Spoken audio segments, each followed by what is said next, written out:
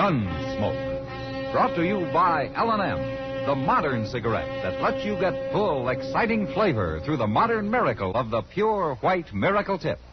Live modern. Smoke L&M.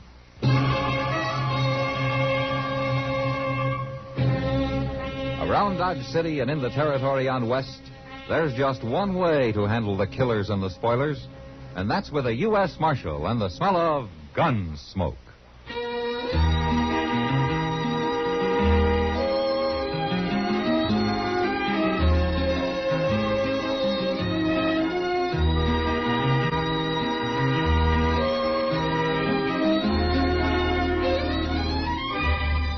Gunsmoke, starring William Conrad. The story of the violence that moved west with young America. And the story of a man who moved with it. I'm that man. Matt Dillon, United States Marshal. The first man they look for and the last they want to meet. It's a chancy job, and it makes a man watchful. And a little lonely.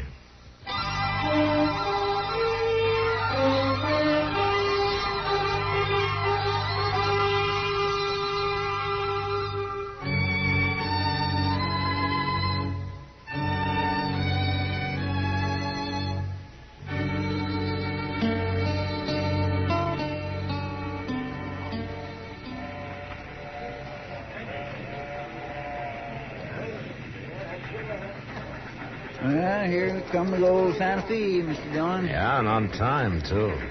What's this dude we're meeting look like, anyway? Well, like any other 20-year-old, I guess, Chester. He's lived back in Philadelphia since he was 5, since his ma and Cleve busted up. Well, guess we'll recognize him all right. Oh, well, Matt. Chester. Hello, Doc. What are you doing down here? Oh, just looking over the new arrivals, seeing how many unhealthy ones I can count on. Good gracious sake, will you look at that? Look at what? That right there, look. Well, if that isn't a blossom of blooming youth. I think that's the boy we're supposed to meet. Him? That's old man Cleveland's son? Cleveland? Matt, you mean that swaggering old roughneck's got a son who dresses like that? Hey, you can't always tell by appearances, Doc. Hey, Tom? He's sure giving the depot loafer something to choke up over, ain't he? Yes, sir? You are Tom Cleveland, aren't you? Yes, sir, I am. I'm Matt Dillon, Marshal here in Dodge. Pleasure, Marshal Dillon.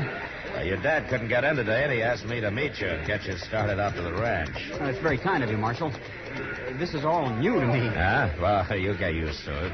I hope so, but right now everyone seems to be amused at something. Well, the boys around here aren't much used to such style, I guess. In Philadelphia, they told me this was the correct Western attire. Well, it's not quite. At any rate, your father left a saddle horse for you at the livery stable. Saddle horse. Well, isn't there any means of public conveyance? Well, I'm afraid we don't have any public conveyances in Dodge, Tom. But I don't ride too well, except on a flat saddle. A flat saddle? I never heard of such a thing. Oh, this is Chester Proudfoot, Tom Cleveland. How do you do, sir? How do you... My, your daddy's sure going to have himself a chore with you. Chester. You know, it's strange having a father after all these years. What sort of a man is he, Marshal? Your dad? No, I guess he's just an ordinary frontier cattleman. Well, I guess we'll get on all right. Yeah, well, I hope you will, Tom.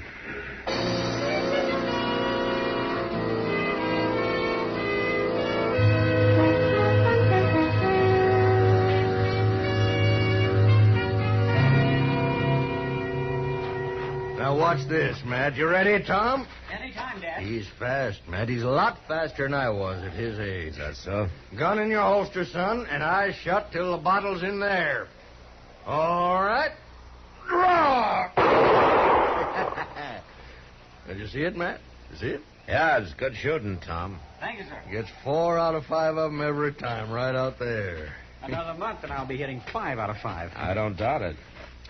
Well, Cleve, I better be getting on into town. Nice to see you again, Marshal. Same here, Tom. Me and my boy's been working like this, Matt, 3-4 hours a day for pretty near 2 months now.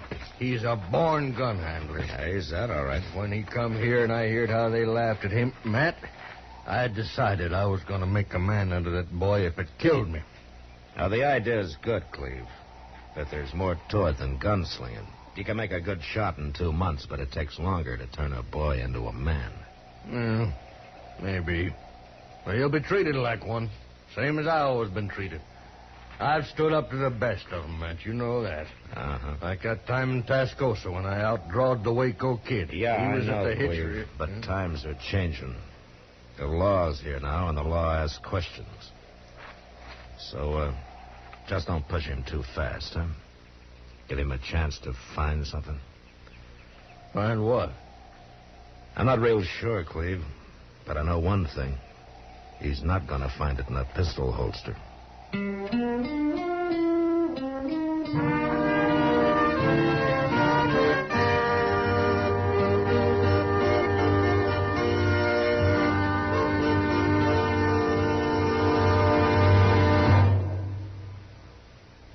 Free yourself of old-fashioned ideas.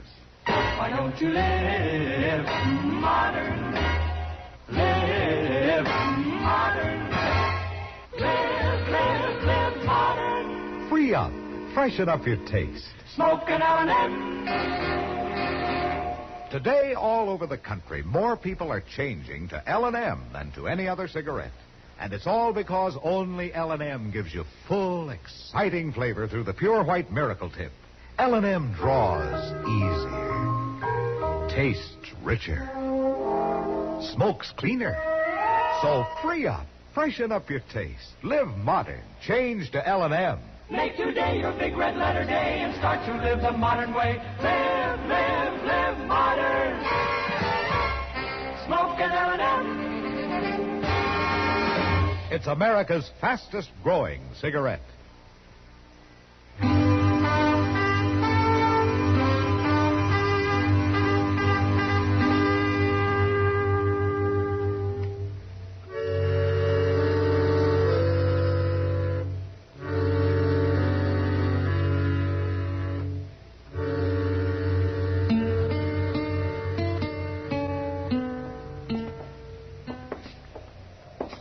It's a nice night, Mr. Dillon. Cold and clear as a cake of ice. Yeah, it's going to be a little frosty before morning. I can remember nights like this back in Texas. With the air so gall darn sharp you could hear a church bell 10 miles away. Uh-huh. A lot of time you ever spent listening to church bells, Chester. Well, I could have heard him if I'd have been a mind to. Uh-huh. Land sakes, there's Miss Kitty across the street. Huh? If she don't put a wrap on, she's going to catch her death. Mr. Cleveland. Cleve. Come on, Chester. Mr.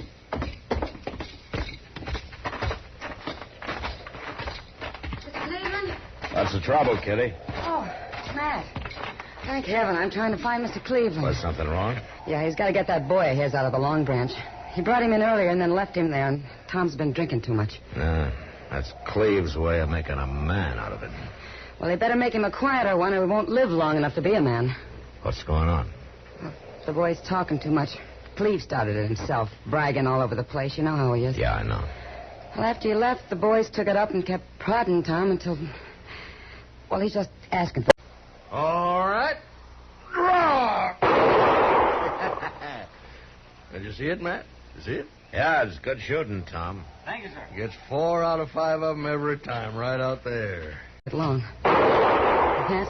Stay here, Kitty.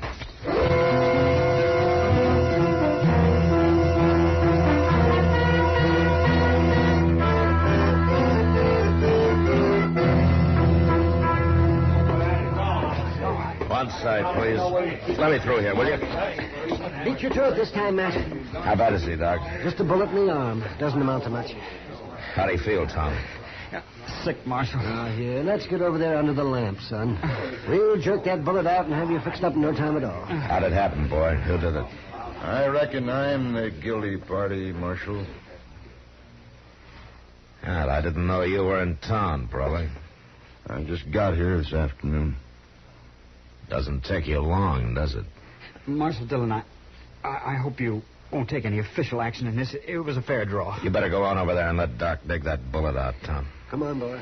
It was just an argument, Marshal. He outdrew Doc's waiting for you. Yes, sir. You're picking kind of easy game, aren't you, Brawley? He picked. I didn't. Got business in Dodge, have you? Maybe. I ain't been here long enough to tell. You're just a half-baked kid, Brawley. Man's got a gun on his hip. He ain't a kid. You saw he was on the prod. You ought to have known enough to give him room. Most folks give me room, Marshal. And I didn't have to shoot him in the arm, you know. No, you didn't. Tom? Tom, you all right? It's nothing, Dad. Who done it, boy? Who done it? Who's the dirty rat shot you in the back? He's kind of mouthy, ain't he? It's the boy's father. Matt? Matt. Where's the sneak that caught my boy with his back turned? I shot him, mister, and his back wasn't turned.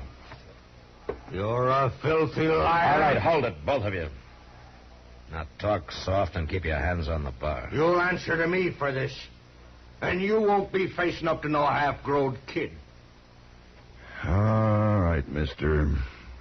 Let's say 11 o'clock in the morning. I'll wait for you at the livery stable. Good enough. Just ask for Brawley Star. Brawley Star? Good night, Marshal. See you in the morning, mister. What have I done, Matt? Well, I'd say you got yourself in about as much trouble as you can handle, Cleve. Maybe more than you can handle.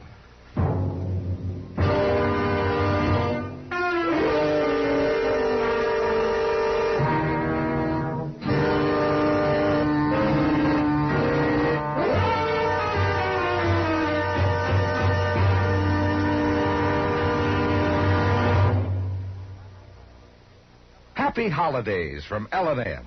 And here's how to say it to your friends. Give modern. Give L&M holiday cartons. L&M holiday cartons are gay, handsome. A gift that says both you and your friends know how to Live modern. Live modern. Live modern. free up, freshen up your taste. Smoke an L&M. Remember, when you smoke L&M, you always get full, exciting flavor through the L&M Miracle Tip. L&M draws easier, tastes richer, smokes cleaner. That's why today more people are changing to L&M than to any other cigarette. So smoke L&M, and remember, your friends appreciate your gift of L&M holiday cartons. Live modern. Smoke an L&M.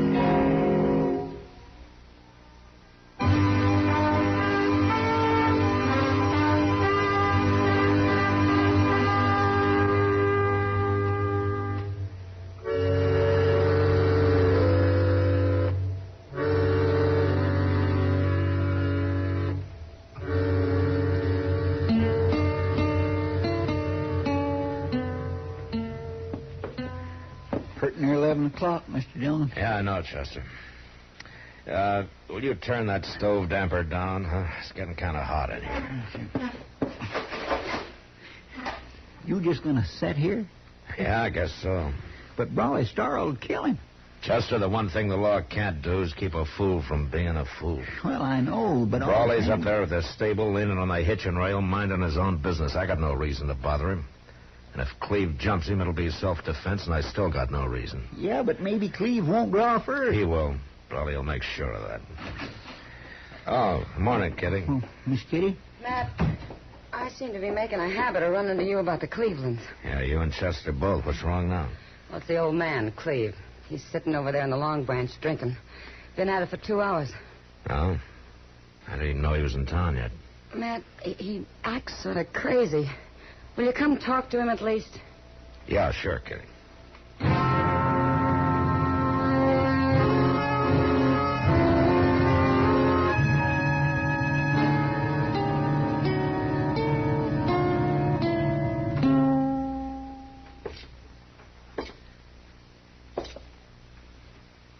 Morning, Cleve. What are you doing here? Mind if I sit down? All right, if you want to. Thanks. Well, looks like you've taken on a fair-sized load there. What's the difference? It's a bad state to be in for a man about to walk into a gun. I'm all right. Don't worry none about me. Brawley's fast, Cleve, as fast as they come. You got a lot of nerve to give him even better odds by getting yourself drunk. It's my business, ain't it? Of course, the man that faced down the Waco kid doesn't have much to worry about, I guess, huh? No, wait. Except that Brawley's the man who killed the kid a few years later in El Paso.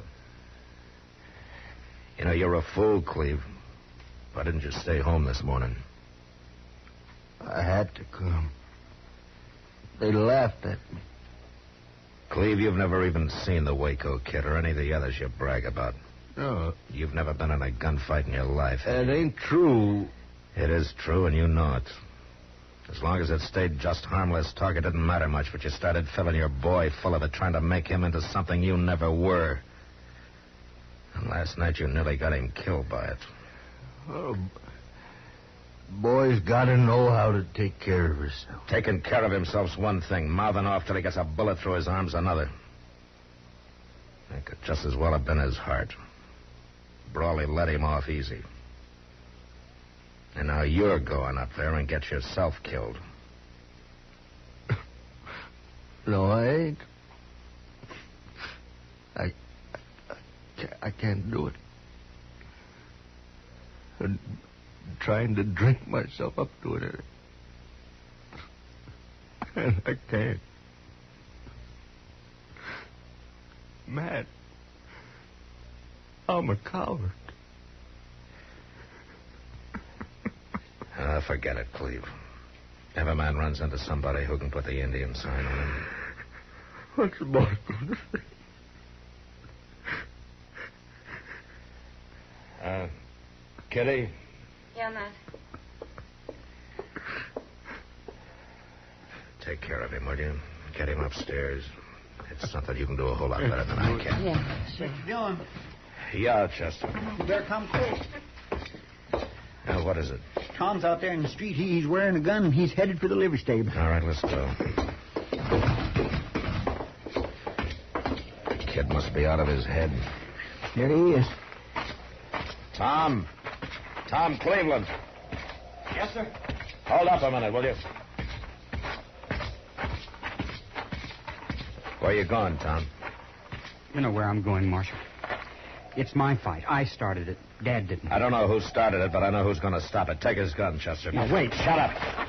Now, you stay here and don't move. Chester, if he tries to get away, put a bullet through his other arm. I'll be happy to.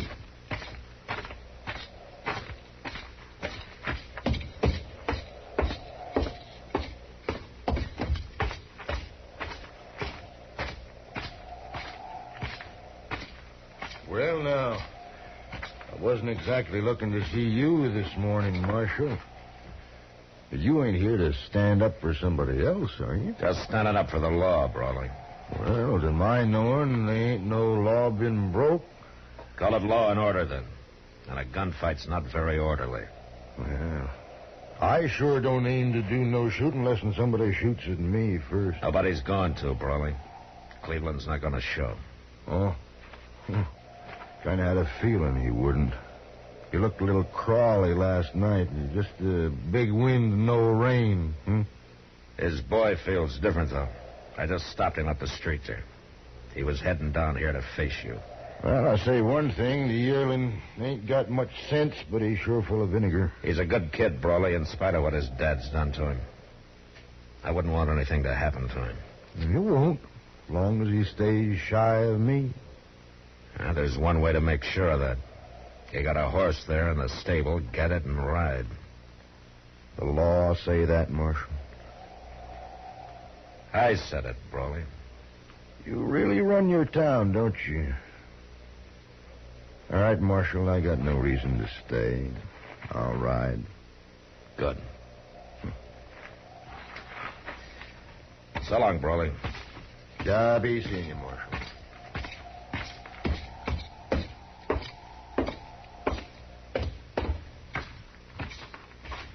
You had me worried stiff, Mr. Dillon. What happened anyhow? Nothing much. Tom, Brawley's riding out of town. And you better get on back out to the ranch. I have to find my father first. He's in town somewhere. He'll be out later, Tom. He's drunk, isn't he? Well, It's all right, Marshal. I understand him rather well, I think. He's something of a braggart and a liar. And most likely a coward. Now, wait a minute, Oh, don't Tom. worry. I'll never let him find out I know. After all, he's my father. Well, then maybe you can help him grow up, huh? Maybe you can make a man out of him. I hope so, sir. You know something, Tom? I think you will.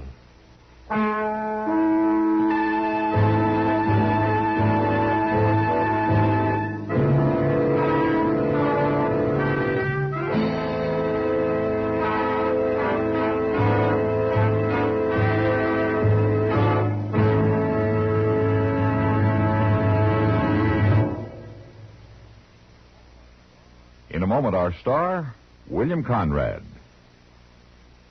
In 1900, 20 miles an hour very often was excessive speed.